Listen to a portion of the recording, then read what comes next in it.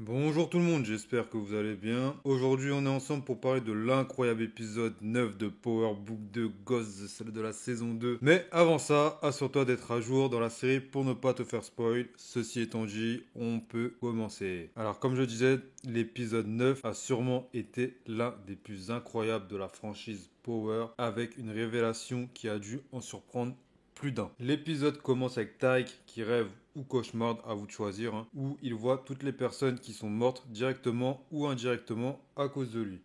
On peut y voir Jabari Reynolds, Kanan, Raymond Jones, Rena, Lakesha, Proctor et Milgram. D'ailleurs, dans cette scène, on ne voit pas Ghost. Et donc, ça relance le débat sur sa mort, surtout que durant son rêve, le téléphone de Carrie sonne et on y voit marqué Dad. Et elle dit à Tariq, tu devrais répondre, ça peut être important. Pour moi, le fait que Ghost n'apparaisse pas physiquement dans ce passage montre que Tariq a des doutes vis-à-vis de la mort de son père et qu'inconsciemment, il sait qu'il y a un truc qui cloche. Et cette scène montre également Lorraine sur le pas de la porte et on peut se demander si c'était un clin d'œil pour nous dire que c'était la prochaine à mourir. En tout cas, on aura sûrement notre réponse dans le prochain épisode, mais j'en dis pas plus, je reviendrai dessus plus tard. Ensuite, on nous informe par l'intermédiaire de McLean que Tate est le prochain témoin qui sera appelé à la barre par Sullivan. Et ça, c'est une personne dangereuse pour Tariq, puisque lui connaît beaucoup de choses sur Tariq. Et c'est également un très grand manipulateur et orateur. Ça serait facile pour lui de faire tomber Tariq. Et c'est d'ailleurs ce qu'il va lui dire s'il lui donne pas de preuves pour la photo de Sweeney. Finalement, il aura la photo et témoignera en faveur de Tariq et dira au procès que son frère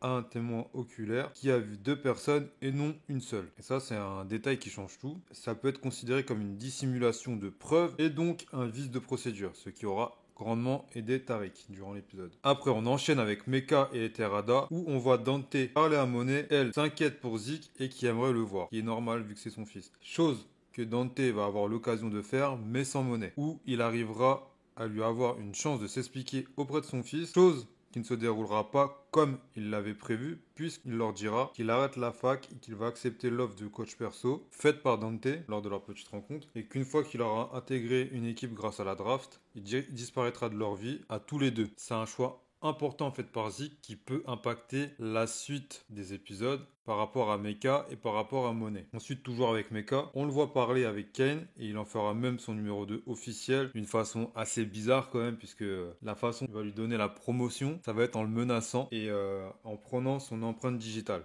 afin qu'il ait accès aux pièces fermées de la maison. Mais en contrepartie, il devient un peu son prisonnier puisqu'il peut plus quitter les lieux. Et on peut se dire que le chef était également dans la même situation avant qu'il se fasse tuer. Ensuite, on enchaîne avec la famille Terada et plus précisément,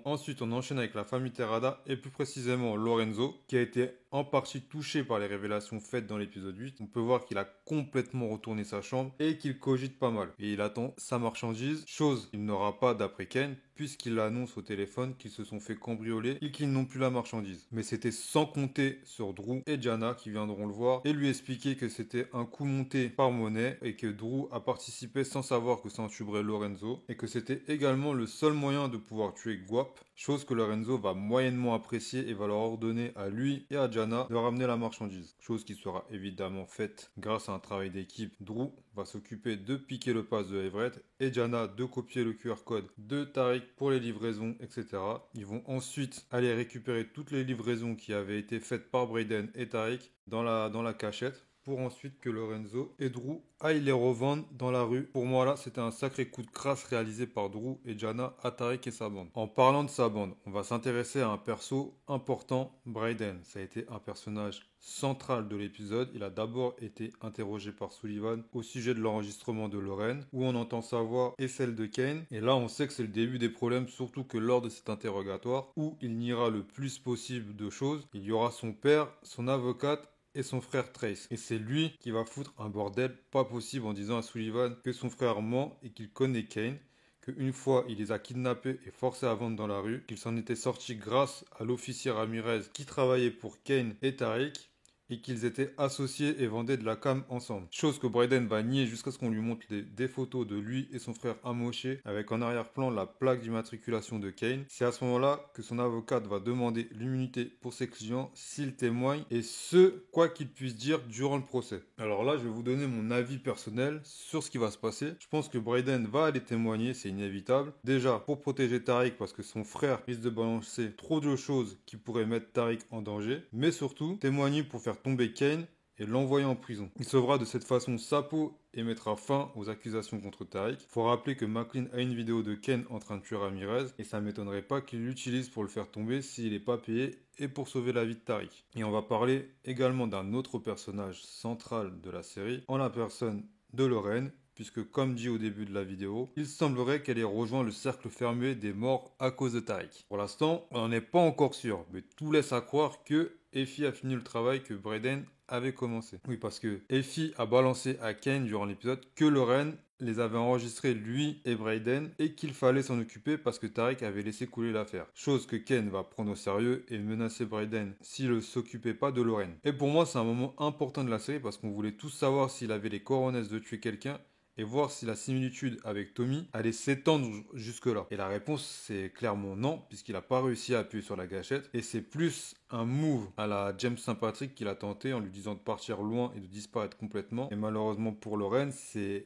y a Effie qui est arrivé, qui l'a assommé et emmené quelque part. Est-ce qu'on aura la réponse dans le dernier épisode de ce qui s'est passé? Ça, je sais pas encore, mais ça m'étonnerait pas. Si on l'a pas dans le prochain épisode, je pense qu'on l'aura au milieu de la prochaine saison. Mais vu la réaction qu'elle a quand elle rentre se coucher auprès de Tariq, elle a l'air bouleversée et remplie de culpabilité. Je pense pas que ce soit son premier meurtre si elle l'a vraiment tué, mais je pense que c'est la première fois qu'elle tue quelqu'un pour les mauvaises raisons, si on peut dire ça. Parce qu'on va pas se leurrer, elle s'est attaquée à Lorraine réellement parce qu'elle a représenté une menace pour le couple qu'elle veut former avec Tariq et non parce qu'elle a balancé comme elle veut le faire croire. Donc à voir pour la suite, mais sur ça je suis partagé parce que si elle a vraiment tué Lorraine, elle risque de perdre Tariq. Mais si elle l'a pas tué, elle peut garder Tariq. Mais je sais pas comment Effie a réfléchi pour le coup. Et pour finir, on va parler de la bombe de l'épisode. En ce moment, il y en a au moins une par épisode. Et cette fois, on a appris que Mecha était un indique et pas n'importe quel indique, puisqu'il est l'un des plus grands et dangereux indiques protégés par les fédéraux. Il a fait tomber un nombre de gros bonnets, dont un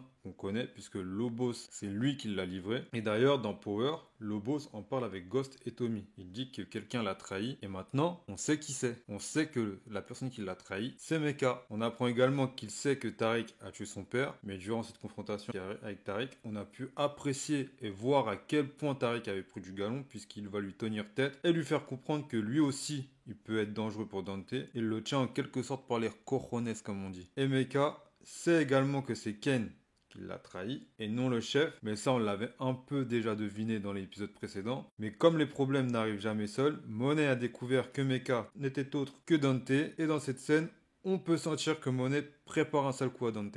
Elle lui a demandé de tuer Lorenzo, mais c'est possible que ce soit Dante qui finisse par se retrouver dans une embuscade tenu par Monet et Ken ou plus précisément sa famille. À voir ce que ça va donner, mais je suis impatient de voir l'épisode final de cette saison. Ça va être explosif. Je sais, je le dis souvent, mais je crois que ces derniers temps, je me suis pas trompé en disant que les épisodes allaient être explosifs. Et vous, qu'est-ce que vous en avez pensé de l'épisode ? Laissez-moi vos impressions dans les commentaires. Sur ce, je vous annonce que la vidéo touche à son terme, mais avant ça, n'hésitez pas à liker la vidéo et vous abonner à la chaîne si vous voulez être tenu au courant des prochaines sorties vidéo de l'univers Power. Je vous informe également que les personnes qui veulent me soutenir en faisant des dons, un Utip est mis à votre disposition et je vous remercie par avance pour ceux qui le feront. Je vous dis à bientôt pour de nouvelles vidéos. D'ici là, portez-vous bien et à plus les gars.